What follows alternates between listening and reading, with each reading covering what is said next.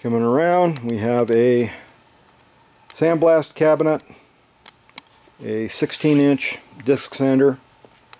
Not much to say about that. Disc sander, the guard flips up, gets out of the way. You can do whatever you want.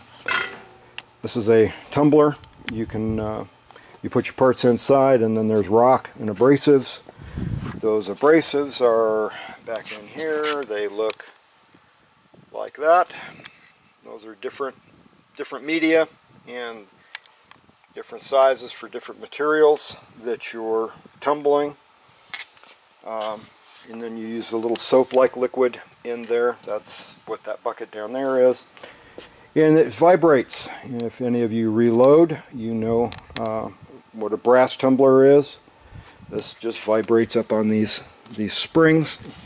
This is the same thing, only giant size.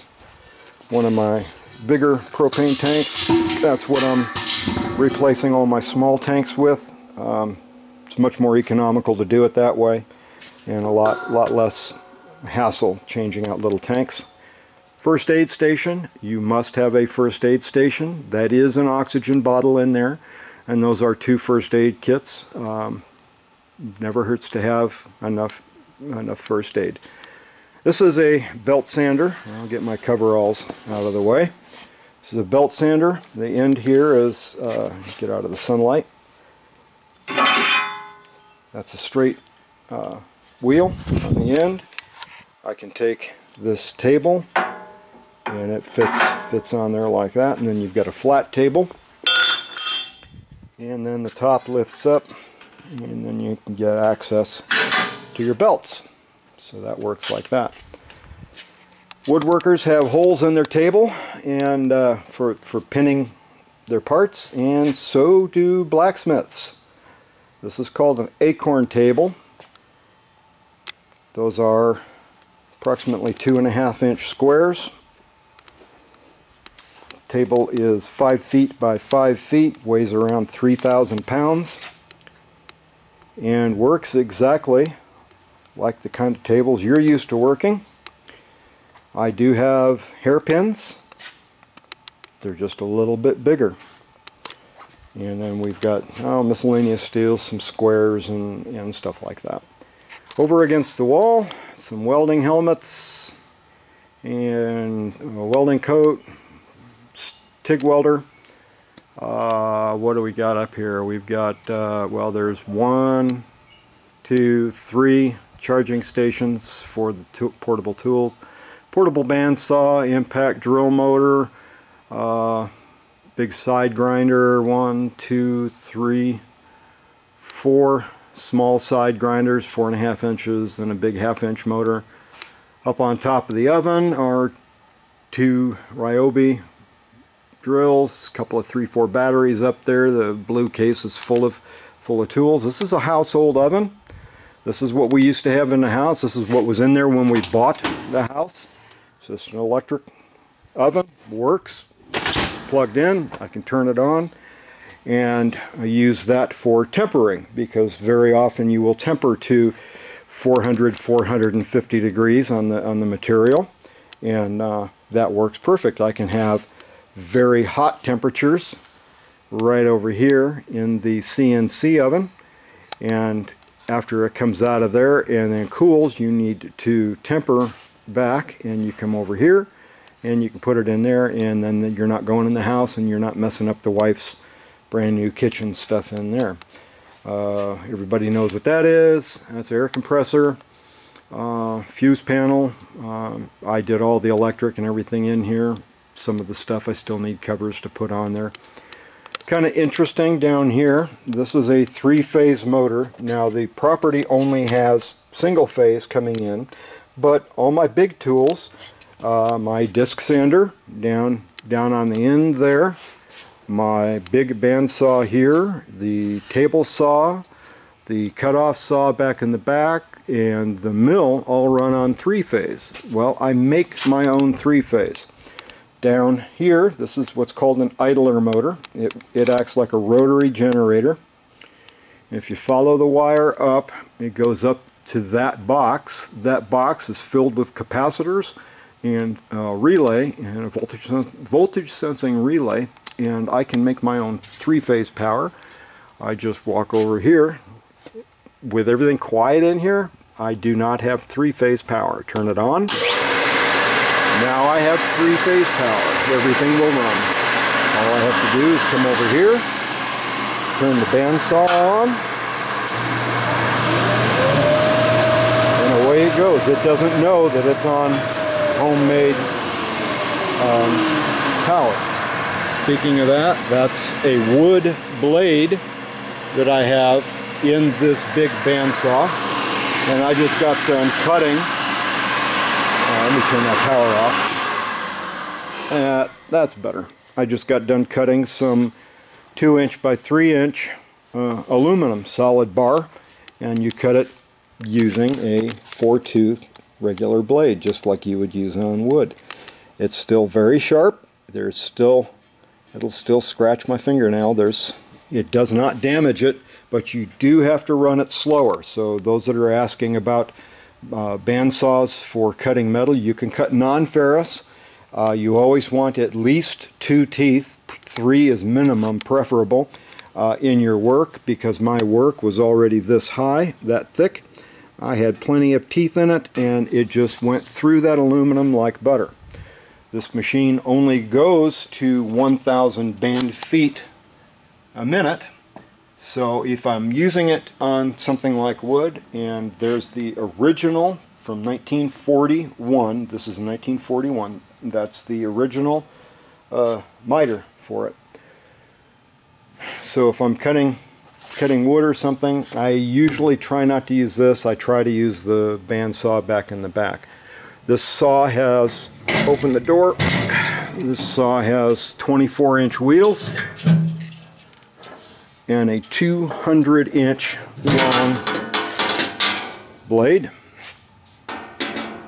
So that's the drive wheel down there. The band then continues up, goes through that little slot, goes up around the idler, back over to the top, and down through the guides and back down to the drive wheel again. When I bought the saw, there were some issues with the elevation mechanism, so I took this entire assembly off of the top. This whole thing weighs about 200-300 pounds. I had to replace the hand wheel, put a new hand wheel on it to adjust it up and down, and rework the entire mechanism, clean it all up, rework it, and it works like a dream now. Close this back up. You adjust the tracking of the saw with the 3 wheels back here. This adjusts the angle of this wheel, which then adjusts your in-out tracking. This saw is all cast iron. These are, what does that say, a little over 1/8 inch thick steel doors. So it's not like the inexpensive stuff you see. There are chip brushes on the wheel. Close the door back down. If I want to use a smaller band, I can use this guide here, which lines up into that track. Pulls forward and runs through there, and then I can run a smaller band over just the 2 wheels, but it really doesn't make that much difference, because I'll show you, we have the sizes written down. The short length over 2 wheels is 14 foot 8 inches, and over the whole thing we got 16 feet 8 inches, so it's only 2 extra feet of material to run the entire saw, so you might as well just run it big. Might as well. Saw blades, I make my own. There is a blade welder built into the side there, and then I also have a standalone blade welder there. Buy the material in the coil. This coil is metal cutting blade. That's the teeth for doing my metal. That's a bimetallic Sandvik, which is a good quality blade. Then these are Starrett. This is a Starrett 4T, I believe. 3T skip tooth. and that's what's on the saw right now at the moment. And then that's the bandsaw blade welder. Put it together. So that's what that is. That's the bandsaw. The table does tilt. That's the mechanism right there that allows it to tilt. There's a leg. Holds it nice and square when you don't need it to rotate. You pull those legs out. There's actually two of them. Take these legs, put them in, and that holds the table nice and square, keeps the trunnions. This is actually a pedal here for a weight that lifts this bar that you stack weights on, and then from there would be two cables that came up to these pulleys that would go out this way, and then there would be one that came out this way, and then you would adjust it in and out on this track so that it lined up across the table. And if you use a device like that V pusher that I took pictures of, then those cables would then attach to the V pusher so that you would put your material down, and you would then raise the pedal up, tighten the cables onto the pusher, bring it up to the blade, turn everything on, release the pedal, and then it self-feeds back through. Some people may be interested. This is the working end of the saw. Variable speed pulleys. Not much to it. That's the motor down there. Runs it. That motor is a little air compressor, so that it's got its own built-in air compressor to feed air over and blow chips out of the way. There you go. That's the bandsaw. And over here we have in the cart plasma cutter, some torch assemblies. There's a gas bottle assembly for cutting.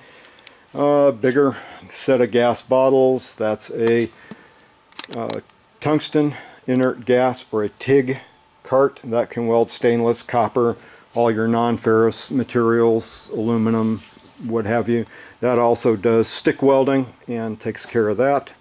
So that's welding. We walk past the bench. Those are a bunch of welding rods, stick rods, miscellaneous stuff. There's my sanding, grits and abrasives and all that kind of stuff. And just some toolboxes and what have you. We're back to the tool bench. There's the guy that got it all started. When we go to Disneyland, I do have a bad back. I am legally disabled, so I will often use my little chair. My son calls it the Stephen Hawking chair. It's just an electric wheelchair. Got it at a good price, and then backside of my wife's, and there we go. So I hope you enjoyed the little tour. I know it kind of went on and on and on, but there you go. That's the shop.